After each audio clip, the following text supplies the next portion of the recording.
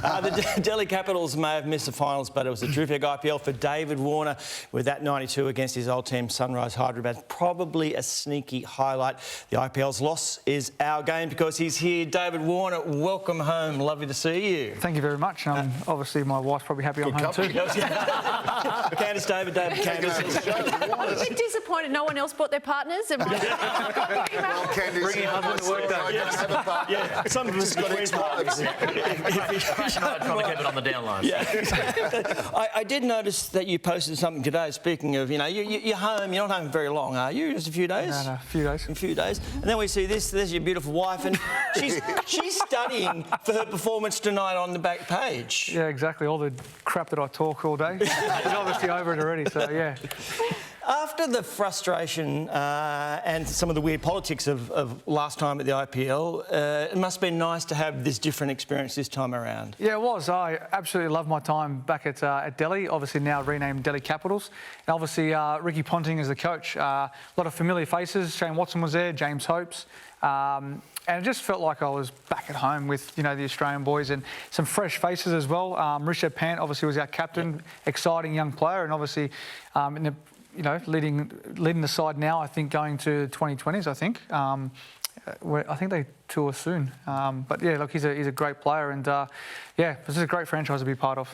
And the passion of the fans for that game is, it seems from a distance to be just off the charts.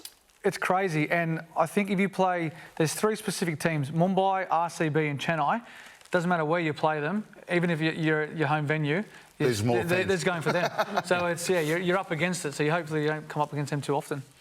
I love the fact that you and the kids got a chance, an opportunity to go over there, and the girls seem to be loving their cricket, even if they do take it very, very personally. Now, just talk us through, Candice, it must have been an experience as well for you. It was. It was an experience. So the girls take David getting out really, really hard, and it's me afterwards going, no, it's okay. He did really well. He contributed to the team, but they expect him to get 100 every single game. Of course they do. 92 or a 70 not out is just not good enough. It's not. It's not. And it's hard. It's actually hard because, you know, you come home and every day it's just like, why can't you get 100? It's not that simple. Can I take you back a little bit further to that excellent series against Pakistan? Now, it was played in a spirit that I just from distance absolutely loved. It seemed like the two teams were getting on really well. Probably the greatest example was you and big fast bowler Afridi. There was some terrific stuff going on between the two of you two. Yeah, look, he's just a big, gentle giant. You know, we've had some battles before. He was looking up at Big Ben. He's just a likeable character. He obviously bowls with pace. But yeah, it was a series that needed to be. And I was glad I was a part of it. We were a little bit worried. We were a little bit scared, but we had, you know, a lot of confidence in, you know, the communication with Cricket Australia and the High Commission over there, Pakistan government. And it was just a great series to be a part of. And, you know, the hospitality was second to none, and I've never had so much barbecued meat in my life. It was superb. Series before that, the Ashes, we win it 4-0. Would have been 5 except for a bit of rain in Sydney. Some people said it was one-sided. We lost the contest, we needed more than intensity.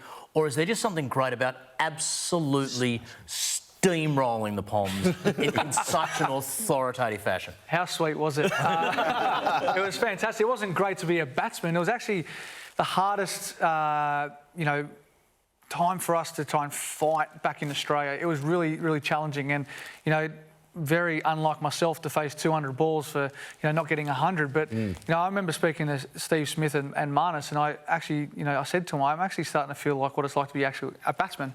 It's almost like I'm starting my career again. I'm actually being patient and I'm actually being a batsman. But look, it was a great series, played in great spirits. Obviously, this weather in Sydney still being crazy, but would have been nice to beat them 5-0, but it was great to beat them.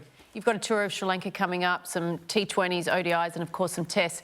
You've just spent 2 months with Ricky Ponting. Were you able to pick his brain a little bit about how he used to go about things, or where you could, you know, improve in certain places? Yeah, I think with Ricky, he noticed something in my first net session about where I was picking the bat up. And It was just a little small thing that I didn't even notice, and it was when at the time of the point of delivery that the bowler was releasing, my bat was still facing down, and then I'll take the bat up, and it's something that in the back of your mind you don't even think. But then when I started doing it, it actually seemed like I had more time, and they're little things from a great player that noticed these things, and I just put it into place over there. I had like a bit of a prelim movement, which I don't usually have. I'm very stationary. But hopefully I can, put that into place when I go to Sri Lanka as well. And it is a long tour, but it's going to be a great one. Do you realise there's a person on this panel that has done an accidental David Warner impersonation? You can't bring this up. Come on. Okay, so go back in time, and let me just apologise here. I was a lot younger. Yeah. So we're talking over a decade. I was down for commentary in Adelaide for the A-League, when Fox Sports, of course, we had the A-League, and you were playing cricket on the same night. Anyway, I did what I did, commentated whatever. You obviously had a very good game. I was about to find out the next morning. I go into the Qantas lounge, because I was hooking up to go to Melbourne for another A-League game. This guy comes up, really nice guy, and he comes up, he goes, mate, it's just an honour to meet you. It's just like, how good was last night? And in my mind, I'm thinking, geez, it must have been a good broadcast. I was like, well, it wasn't that great. It wasn't that good. And he kept talking, and he's going, and he was shaking. And then he said, and what about that shot that went out through the, through the covers? And I went, in my mind, I went, oh shit, he thinks I'm David Warner. And so that was like after 3 minutes. And then it went on for another 2 minutes, and I just let it go. And at the end, he goes, lovely to meet you, David. And in the meantime, he's getting punched in the head by somebody who thinks he's Robbie Slater.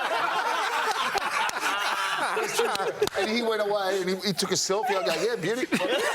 So I don't know what happened when he got home and showed his mates, but he would have copped it, I reckon. And just before you go, I know on another sad note as well, but Andrew Symon's such an important figure in Australian cricket, but in the IPL they also noticed because he was the leader in that form of cricket as well. Yeah, he was, and he's a larrikin, and he's just a character that everyone gravitated towards. And me growing up watching Andrew Symonds was, I wanted to get my whites dirty. I loved the way that he went about it. He's just a presence. And then when I actually met him in 2009, 2010 in London, I just didn't realise how big he was. He was huge. He made me look like wee man.